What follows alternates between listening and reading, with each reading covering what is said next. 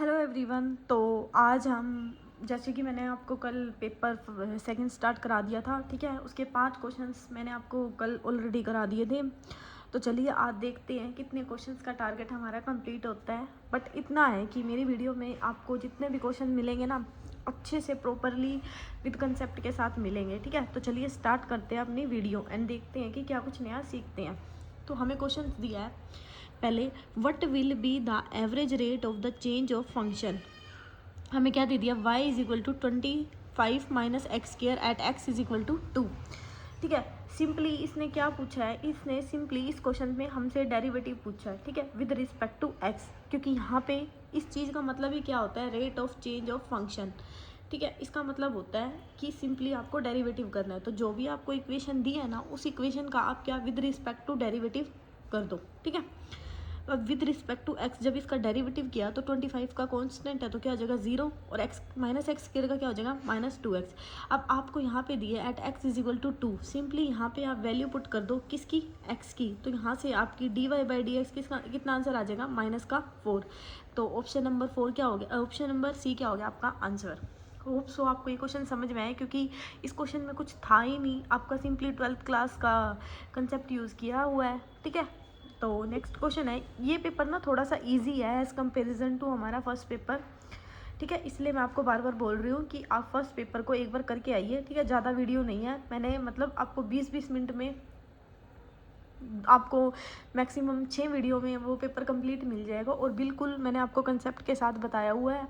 तो एक बार उस पेपर पे विजिट करके आइए, आपको ये पेपर कुछ भी नहीं लगेगा, ठीक है। तो अब हमें 7th क्वेश्चन दिया है, what will be the value of x cube plus y cube plus z cube if x plus y plus z is equal to 0। ये आपका ना क्लास 9th में मैंने आपको पोलिनोमियल भी पढ़ाया था, उसमें भी मैंने आपको आइडेंटिटी जब पढ़ाई है तो उसमें भी आपको बताया है ये फॉर्मूला, ठीक है। क्या होता है, x cube plus y cube plus z cube minus 3xyz, इसका फॉर्मूला होता है, इसको याद ही कर लो, डायरेक्ट रिजल्ट है x plus y plus z into x y minus y z minus z x, ठीक है। अब इसने क्या दिया, एक्स वाई जेड की वैल्यू क्या होगी 0, तो ये तो आइडेंटिटी पूरी क्या होगी 0। तो x cube plus y cube plus z cube की वैल्यू कितनी होगी 3xyz, ये हमारा सिंपली फॉर्मूला है, ठीक है। क्लास 9th में मैंने ऑलरेडी पोलिनोमियल पढ़ाया, उसमें भी बताया, ठीक है, यू कैन चेक। नेक्स्ट हमें दे दिया, compute the inverse of the matrix. हमें इस मैट्रिक्स का क्या निकालना है, इन्वर्स निकालना है। इन्वर्स निकालने के लिए सिंपली मैं आपको एक शॉर्ट मेथड बताती हूँ, बिल्कुल बिल्कुल सिंपल है। पहले तो आपको पता होना चाहिए इन्वर्स निकलता क्या है। इन्वर्स का फॉर्मूला होता है 1/a का determinant into adjoint of a, ठीक है। अब डिटर्मिनेंट तो आप सिंपली निकाल लोगे इसका, वो तो इजी वे है, लेकिन बात आती है एडजॉइंट, क्योंकि जो हमारा 12th क्लास है ना, उसमें हमने क्या, पहले माइनर निकालो, फिर कोफैक्टर निकालो, फिर उस चीज़ का ट्रांसपोर्ट करो, वही बहुत बड़ा काम करना पड़ जाता था, तब जाके हमारा एडजॉइंट निकलता था। लेकिन इस वीडियो में ना मैं आपको एडजॉइंट निकालने की ट्रिक बताऊंगी, ठीक है, ताकि आप जल्दी से उस चीज़ को कर सकें। तो देखते हैं हम आगे। एडजॉइंट निकालने की ट्रिक क्या होती है, देखो एडजॉइंट ना बेसिकली हम वैसे तो स्केयर मैट्रिक्स का ही निकालते हैं, ठीक है। तो पहले मैं आपको बताती हूँ 2x2 का क्या होता है, ये तो शायद आपको पता भी होगा, ठीक है। 3 वाला नहीं पता होगा, अगर किसी ने वीडियोस वगैरह देखी हैं तो मे भी हो सकता है उनको पता हो, लेकिन जो 2 वाला है ये ऑलमोस्ट सबको पता होता है। इसमें क्या होता है, जैसे हमें स्केयर मैट्रिक्स दी है ABCD, ठीक है।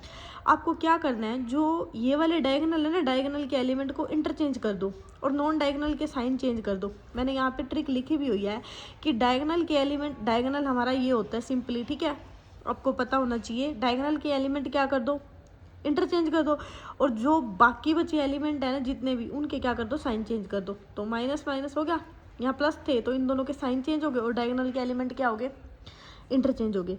अब 3x3 की ट्रिक क्या होती है, ये देखो बिल्कुल आराम से, मैं एक पेज ले लेती हूँ, पहले आपको बताती हूँ अच्छे से। मैं आपको ना सिंपली बताती हूँ, मैंने यहाँ पे ना एक स्केयर मैट्रिक्स लिख लिया, ठीक है, 3x3 की, ध्यान से देखना।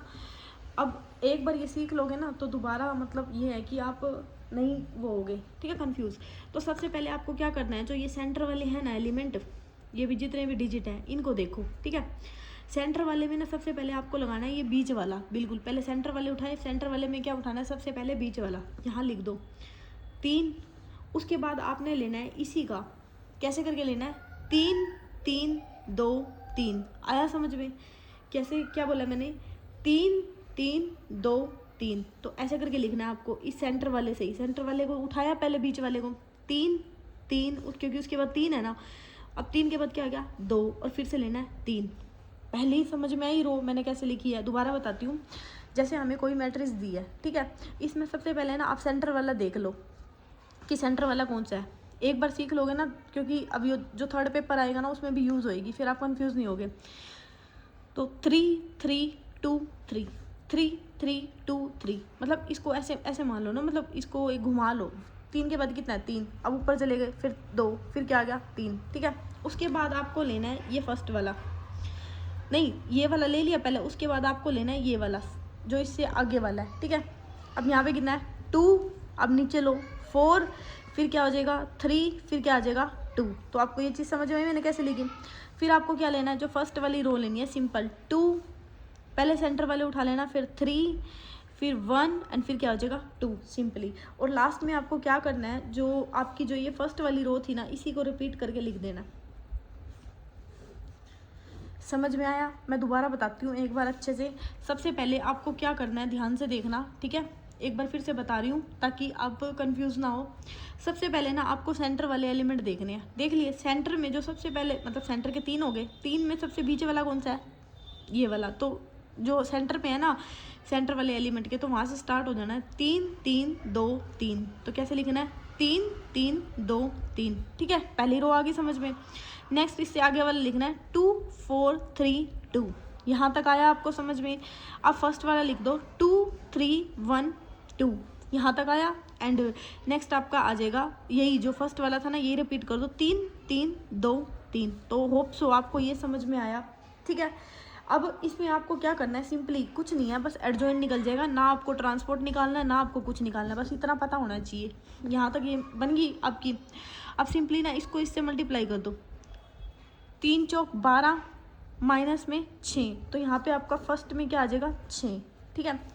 सिंपली यहाँ पे देखो 3 दूनी 6, 4 दूनी 8, तो दूसरी रो में कितना हो जाएगा, 6 में से 8 गए, मतलब 6 में से माइनस का 8 गया, तो माइनस का 2। होप सो आपको समझ में आ रहा है। और बुरा मत मानना, मैं हिंदी में बोल रही हूँ, इसलिए हिंदी में बोल रही हूँ ताकि आपके ना माइंड में क्लिक हो ये चीज़ें, ठीक है। मैं इंग्लिश में बोल सकती हूँ, इंग्लिश सबको आती है, बट थोड़ा हिंदी में बोलने पे ना, क्योंकि हमारी ना मदर टंग हिंदी है, हम जितना हिंदी में बोलते हैं ना उतनी चीज़ें हमको ज़्यादा याद रहती है, क्योंकि हमारा एनवायरनमेंट ही ऐसा होता है आसपास का, ठीक है। तो ठीक है, यहाँ से देखते जाना। अब कितना हो गया 2 3 6 माइनस में 9, तो यहाँ पे क्या बच गया आपका माइनस का 3। आ गया आपको यहाँ तक समझ में, ठीक है। ये आपका एडजॉइंट निकल रहा है सिंपल, आपको कुछ भी नहीं करना। अब यहाँ से देखो 3 तिया 9 माइनस का 8, यहाँ क्या बच गया 1। सिंपली ऐसे कर दो 4 एकम 4 माइनस का 9, तो कितना हो गया माइनस का 5। सिंपली यहाँ क्या आ जाएगा 3 2 6 माइनस का 3, आपका यहाँ क्या आ जाएगा 3। नेक्स्ट आ गया आपका 2 2 4 माइनस का 9, यहाँ पे आपका आ गया माइनस का 5। 3 3 नेक्स्ट आ गया आपका 3 2 6 माइनस का 2, तो यहाँ पे आपके कितना बचेगा 4। सिंपली इसको सोल्व करोगे तो आपका आंसर आ जाएगा माइनस का 1। This is your adjoint, simple trick. ना कोई माइनर निकालना, ना कोई कोफैक्टर निकालना, ना कोई ट्रांसपोर्ट निकालना, सिंपली आपका एडजॉइंट निकल के रेडी है, ठीक है। तो अब जैसे कि ये क्वेश्चन था, मैं आपको दिखाती हूँ। यहाँ पे आपका क्वेश्चन था, ठीक है, यहाँ पे हमने एडजॉइंट निकाल लिया।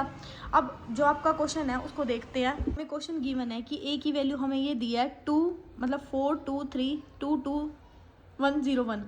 हमें इसका क्या निकालना था, इन्वर्स निकालने था। इन्वर्स निकालने का फॉर्मूला क्या होता है, 1/a का डिटर्मिनेंट इंटू एडजॉइंट ऑफ ए। यहाँ से सिंपली मैंने क्या निकाल लिया, डिटर्मिनेंट निकाल लिया।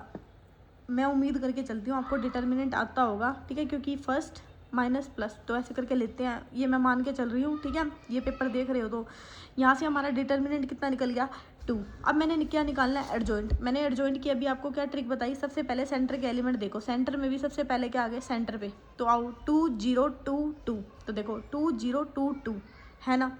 नेक्स्ट ये वाला 2 1 3 2 2 1 3 2, नेक्स्ट 2 1 4 2 2 1 4 2, और यही वाली जो फर्स्ट वाली है रो है ना, इसी को रिपीट कर दो 2 0 2 2 आ गया आपका। अब सिंपली आपने क्या करना है, इनको मल्टीप्लाई कर दो, 2 1 2 माइनस में 0, तो यहाँ क्या बच गया 2 1 2 माइनस का 2, तो यहाँ क्या बच गया आपका 0। यहाँ पे 0, यहाँ पे क्या गया माइनस का 2। सिंपली अब आप ये कर ही लोगे, ठीक है। तो यहाँ से आपका क्या निकल गया, ये एडजॉइंट निकल गया। अब अपने फॉर्मूले में पुट कर दो, डिटर्मिनेंट कितना निकला 1/2, एडजॉइंट कितना निकल गया जो अभी हमने यहाँ पे निकाला। तो आपका सिंपली इन्वर्स का इन्वर्स, अगर ये 2 को अंदर मल्टीप्लाई कर दूंगी तो क्या बच गया 1 -1 0 1/2 -1 1 and 2। This is your inverse of the matrix. Hope so आपको समझ में आया। तो आप इसका ऑप्शन भी देख सकते हो, ठीक है। अगर किसी को ये है कि 1 मिनट पे देखिए आप, इसका ऑप्शन नंबर हमारा डी, ये क्या हो गया हमारा इन्वर्स ऑफ द मैट्रिक्स, ठीक है। नेक्स्ट आपका आ गया क्वेश्चन नंबर 9, जो कि क्या बोलता है कि calculate the volume of the sphere bye triple integration. देखो जब भी आपको इस टाइप का क्वेश्चन मिले ना, सिंपली आपको ना फॉर्मूले याद होने चाहिए, ठीक है। ये आपका 10th का ही है, मतलब 9 10th का ही है, सरफेस एरिया एंड वॉल्यूम, वहाँ से ही ये फॉर्मूलेज आ रहे हैं, ठीक है। जब भी आपको ट्रिपल इंटीग्रेशन नहीं निकालना है यहाँ पे, ठीक है, आप ऑप्शंस पे जाना डायरेक्ट जब इस टाइप का क्वेश्चन हो, एंड देखना कौन सा आपका फॉर्मूला है, जो भी फॉर्मूला होगा वही आपका क्या होगा आंसर। क्योंकि इसने क्या है वॉल्यूम ऑफ द स्फीयर, तो वॉल्यूम ऑफ द स्फीयर क्या होता है 4/3 πr³। तो देखो कौन से में है, बस यहाँ पे सिंपली इसने r की जगह a का यूज़ किया हुआ है। तो ऑप्शन नंबर फर्स्ट क्या हमारा आंसर। अगर आपसे यहाँ ट्रिपल इंटीग्रेशन मतलब सिलेंडर का पूछे, किसी का भी पूछे, सिंपली यही आंसर होते हैं इनके फॉर्मूले, ठीक है। निकाल के नहीं दिखाना होता, क्योंकि वो हमारी जनरल नॉलेज चेक कर रहे होते हैं। नेक्स्ट हमें दे दिया if A is a 9x10 matrix, rank कितनी दे दी 3। Which of the following is equal to the dimension of the null space of a A. देखो सबसे पहले ना आपको ना एक फॉर्मूला होता है इसमें जो कि याद होना चाहिए, फॉर्मूला बोल लो या फिर रिजल्ट बोल लो, सिंपली आपको वो चीज़ याद होनी चाहिए। क्या बोलता है कि rank of A plus dimensional of null space is equal to number of column. ये हमारा फॉर्मूला होता है, यानी कि ये हमारा, अगर मैं आपको बताऊं तो अलजेब्रा में ना ये आपका रिजल्ट होता है। सिंपली जो ये स्पेस ये आया हुआ है नल स्पेस, तो इसका फॉर्मूला होता है कि रैंक ऑफ ए प्लस इसको याद कर लेना, ठीक है। Dimension of null space of A is equal to number of column. अब कॉलम क्या होते हैं, कॉलम ये होते हैं, ये रो होती है, ये कॉलम होते हैं, ठीक है।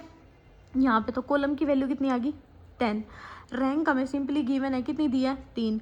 तो फॉर्मूले में पुट कर दो तो हमारी डायमेंशन ऑफ नल स्पेस कितनी आ जाएगी 7। तो ऑप्शन नंबर ए क्या हो जाएगा आपका आंसर। तो इस रिजल्ट को आप याद कर लेना। नेक्स्ट हमें दिया है 0 of the x square minus में 100 विल बी। जो इस क्वेश्चन में आपको पेपर दिया है ना, ये आपको पता कौन सा पेपर दिया है, इसमें ना आपको 9 10th के क्वेश्चंस भी दिए हुए हैं।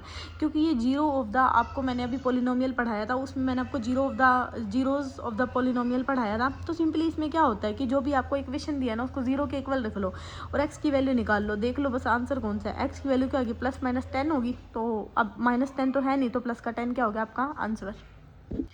तो हमें नेक्स्ट क्वेश्चन दिया है कि inner product space over the field of a complex number are some time refer to as. देखो ये तो वैसे एक तो सिंपली रिजल्ट होता है, लेकिन इसमें ना आपका मैट्रिक्स स्पेस का यूज़ किया हुआ है, ठीक है।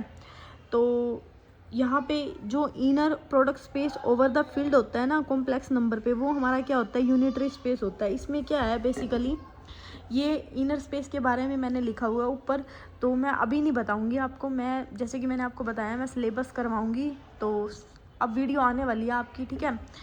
भाई टाइम नहीं मिलता तो शूट करने में थोड़ा सा दिक्कत हो जाती है, लेकिन अब आपकी वीडियो आएंगी, ठीक है। तो अब इसमें ना सिंपली रिजल्ट होता है, क्या होता है कि इनर प्रोडक्ट स्पेस को ना जब रियल पर पढ़ा जाता है ना तो वो इक्लिडियन होता है, ठीक है। और जब इनर प्रोडक्ट स्पेस को कॉम्प्लेक्स पे पढ़ा जाता है ना तो वो यूनिटरी होता है। ये सिंपली रिजल्ट होता है कि रियल पे पढ़ेंगे तो क्या होगा इक्लिडियन, एंड कॉम्प्लेक्स पे पढ़ेंगे तो वो क्या होगा यूनिटरी। तो आपका इस पे आओ, आपकी स्टेटमेंट में क्या दिया है कि inner product space over the complex field, complex field पे बोला है ना, तो इसको क्या बोलता है यूनिटरी स्पेस। तो यहाँ तक बात समझ में आ गई आपको। सिंपली चलें अब नेक्स्ट। अब हमें नेक्स्ट क्वेश्चन दिया है, आपको discover the number of possible relation in anti symmetry relation with 19 element. तो इसमें ना आपके फॉर्मूलेज होते हैं। तो मेन ना जो इस पेपर में मैंने ऑब्जर्व किया है ना, बेसिकली आपके ना रिजल्ट हैं, ठीक है, उनको या तो आपको याद करना है या फिर फॉर्मूलेज यूज़ किए हुए हैं इस पेपर में, ठीक है। और जो आपका पहले वाला पेपर था ना, इससे पहले वाला, उसमें क्या था आपका ग्रेजुएशन के रिजल्ट दिए हुए थे। सिंपली याद तो करने हैं, बट उसमें थोड़ा सा याद कम का था, उसमें ये था कि समझने वाली चीज़ें थी। लेकिन इस पेपर में ना मुझे जहाँ तक मेरा पर्सनल ओपिनियन है, इसमें ना आपको रट्टा मारना पड़ेगा, क्योंकि फॉर्मूलेज हैं, मैं कुछ नहीं कर सकती, आप भी कुछ नहीं कर सकते, सिंपल फॉर्मूले हैं, आपको याद करने पड़ेंगे, ठीक है। तो मतलब मुझे ऐसा लग रहा है, बाकी आप समझदार हो, ठीक है, छोटे नहीं हो आप सभी भी। देखो, discover the number of possible relation in anti symmetry relation with 19 element. तो हमारे ना फॉर्मूले होते हैं सिमेट्री, एंटी सिमेट्री, एसिमेट्री, ये 3 फॉर्मूले होते हैं। इसमें क्या होता है हमारा, मैं दिखा देती हूँ अच्छे से। जो हमारा सिमेट्री का फॉर्मूला होता है ना, वो होता है 2 की power n into n plus 1/2, ठीक है। एंटी सिमेट्री क्या होता है 2 की पावर n इंटू 3 की power n into n minus 1/2। And asymmetry क्या होता है 3 की power n into n minus 1/2। ये हमारे क्या होते हैं फॉर्मूले, आपको भाई याद करने पड़ेंगे, कोई तोड़ नहीं है, कोई सोल्यूशन नहीं है, कोई कुछ नहीं है, सिंपली भाई याद करो, ठीक है। मैं कोई ट्रिक नहीं बता रही यहाँ पे, ना ही मैं कोई ट्रिक भी नहीं बता रही, और कोई ये भी नहीं है कि भाई ये जादू मंत्र पढ़ लो हो जाएंगे फॉर्मूले याद, कुछ नहीं है। सुबह उठ के याद करो, इनको हो जाएंगे, और तो कुछ भी नहीं है, ठीक है। तो अब इसने किसका पूछा है, देखो ये मैंने 3 फॉर्मूले लिख दिए हैं। अब जिसका पूछा है आप फॉर्मूले का यूज़ करो। एंड अब यहाँ पे एंटी सिमेट्री बोल रहे हैं। एंटी सिमेट्री का फॉर्मूला क्या होता है 2 की पावर n इंटू 3 की power n into n minus 1/2। Simply आपने क्या करना है कि n की वैल्यू आपको गिवन होगी, n की वैल्यू कितनी है 19, यहाँ पे पुट कर दो एंड आपको आंसर मिल जाएगा। तो ये आपका फॉर्मूला है, आपको लर्न करने पड़ेंगे, ठीक है। एंड आपका आंसर आ जाएगा यहाँ से सिंपली। नेक्स्ट हमें दिया है question number 15, a quadratic field is a called a simple quadratic field if. देखो ये आपका ना इस पेपर में, मतलब इस पेपर में तो क्या, मतलब DSSB ने ऐसे ऐसे क्वेश्चन दिए हैं जो आपके सिलेबस में नहीं है, पता नहीं कहाँ से उठा के दे दिए।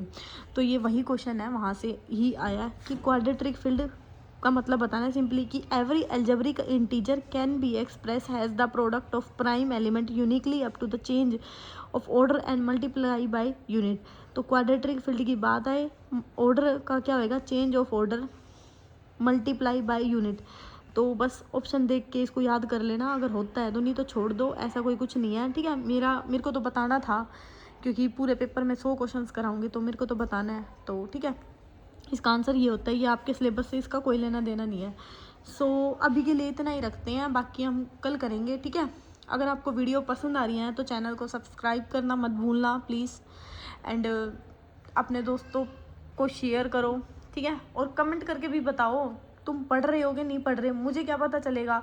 अब वीडियो पे अभी क्या 2 3 4 5 व्यूज़ आते हैं, तो भाई तुम कमेंट करके तो बताओ मेरे को कि हाँ तुम पढ़ रहे हो, ताकि मुझे भी थोड़ा सा ना मोटिवेशन मिले कि भाई मैं भी वीडियो बनाऊं। ऐसे मुझे पता तो चलता नहीं है भाई कितने बंदों ने देखी, अब 4-5 बंदों का मुझे क्या पता कि तुम कुछ सीख भी रहे हो या नहीं सीख रहे।